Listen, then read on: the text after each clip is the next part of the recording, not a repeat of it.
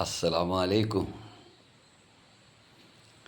വെറുതെ ഒരു ടൈം പാസ്സാക്കാന്ന് വിചാരിച്ച്, നിങ്ങൾക്കും ഒരു ടൈം പാസ്സായിക്കോട്ടെ എന്ന് വിചാരിച്ച്. അള്ളാ, വേറെ ഒന്നുണ്ട്, റാഹത്താണോ? പിന്നെ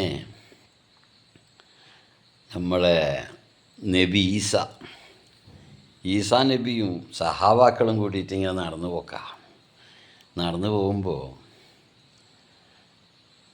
ഒരു ഒട്ടകം ഇങ്ങനെ മരിച്ചിട്ട് കിടക്കുന്നത് കാണുക.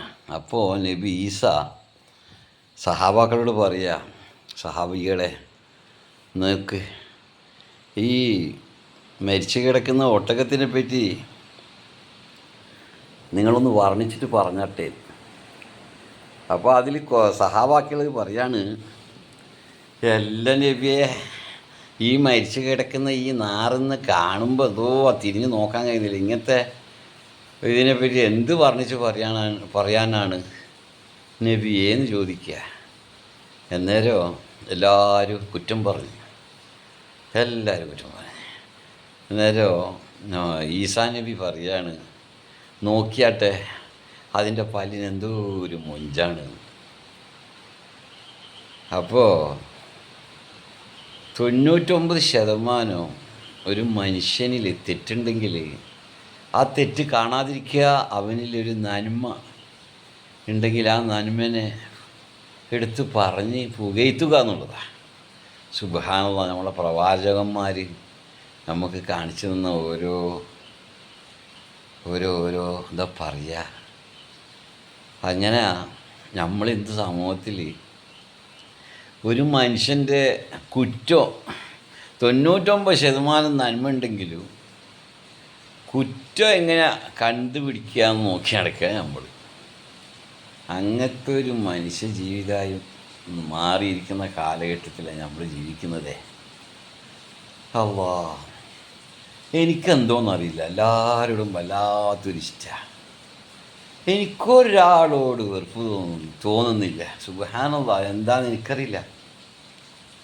ഞാൻ വിചാരിക്കുന്നത്, അതായത് ഹിന്ദിയിലൊരു ചൊല്ലുണ്ട്, സർ पटकने से सर को मार पड़ता है, तकदीर को बदला नहीं सकता है. സർ पटकने से सर को मार पड़ता है. തല അടിച്ചു കഴിഞ്ഞാൽ തല പൊട്ടു. തക്ദീർ को बदला नहीं सकता है, തലയിൽ എഴുത്ത് മായ്ക്കാൻ പറ്റൂല എന്ന് പറഞ്ഞതുപോലെ നമുക്ക് എങ്ങനെയാണ് ഈ മനുഷ്യന്മാർക്ക് മറ്റുള്ളവരോട്, മറ്റുള്ള ഏത് മതസ്ഥനായിക്കോട്ടെ, മനുഷ്യനായിക്കോട്ടെ, ഏത് ജാതി ആയിക്കോട്ടെ, ഏത് ഇതിൽ ഇരിക്കുന്നവനും ആയിക്കോട്ടെ, എങ്ങനെയാണ് വെറുക്കാൻ കഴിയുന്നത്? ഈ ഭൂമിയിലുള്ള ഒരു പുല്ലിനോട് പോലും മനുഷ്യനിക്ക് വെറുക്കാനുള്ള അർഹതയില്ല എന്ന് മനസ്സിലാക്കിയ ഒരു വ്യക്തിയാണ് ഞാൻ.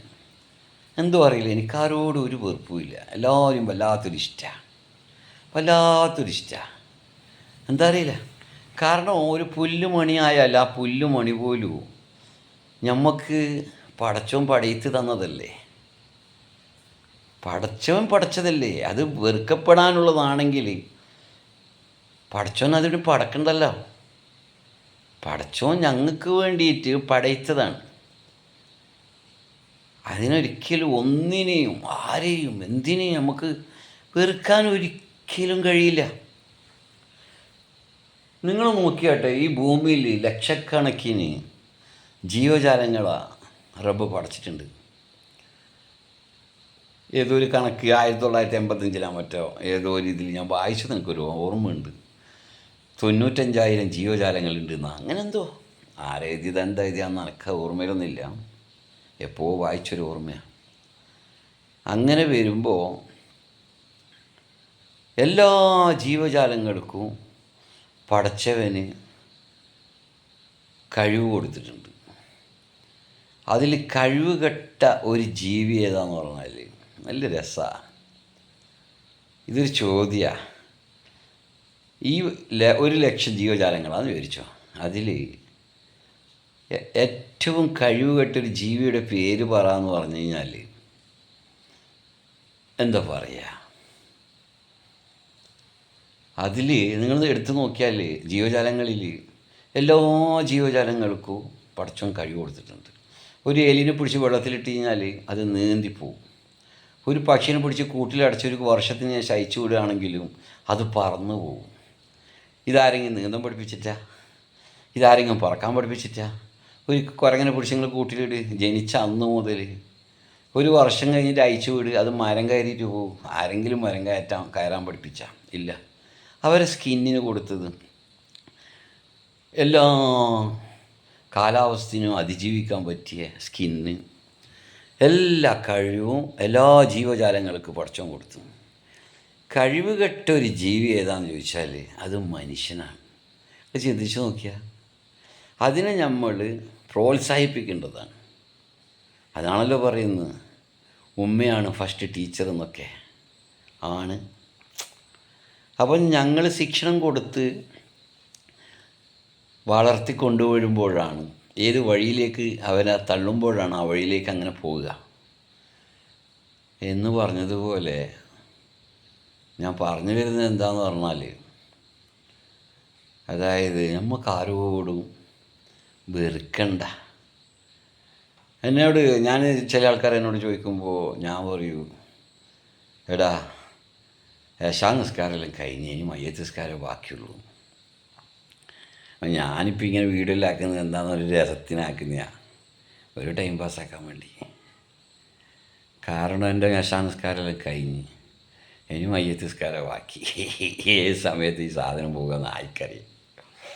ആ കിട്ടിയ സമയത്ത് ഇതേപോലെ രണ്ട് വീഡിയോയിൽ ഇട്ടിട്ട് എന്തെങ്കിലും ഒരു അറിവ് അങ്ങോട്ട് പറഞ്ഞാൽ ഇനി 4 എന്തെങ്കിലും ഒരു കമൻറ്റിൽ ഇങ്ങോട്ട് കിട്ടി, ആ കമൻറ്റ് വരുന്നുണ്ടോ നോക്കി നിൽക്കലെല്ലാം ഉണ്ട് ഞാൻ കേട്ടാ.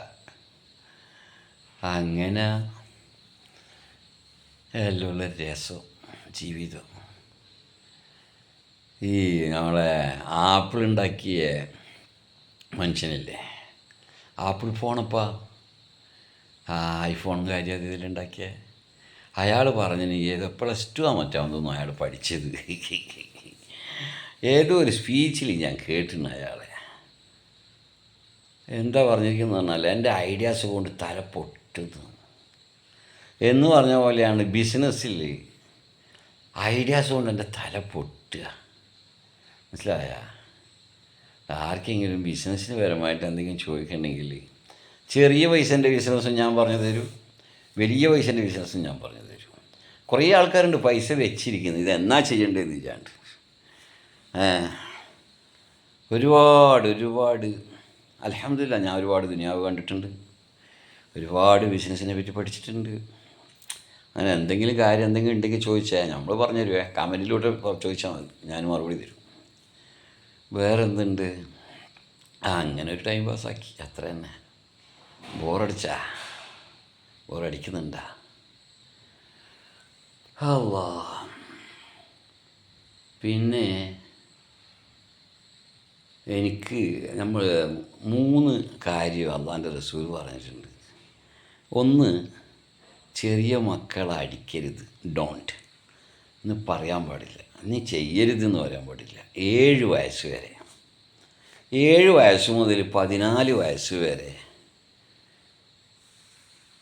നല്ല ശിക്ഷണത്തിൽ വളർത്തുക, നല്ല ശിക്ഷണം കൊടുക്കുക, അദബ് പഠിപ്പിച്ചു കൊടുക്കുക. 14 വയസ്സ് മുതൽ 21 വയസ്സ് വരെ നല്ല സുഹൃത്തുക്കളായി കഴിയുക, അത് പെണ്ണായിക്കോട്ടെ ആണായിക്കോട്ടെ കഴിയുക. അപ്പോൾ 7 വയസ്സ് വരെ കുട്ടികളെ തൊടാൻ പറ്റില്ല, അടിക്കാൻ പറ്റില്ല, ഒരു തെറി വിളിക്കാൻ പാടില്ല.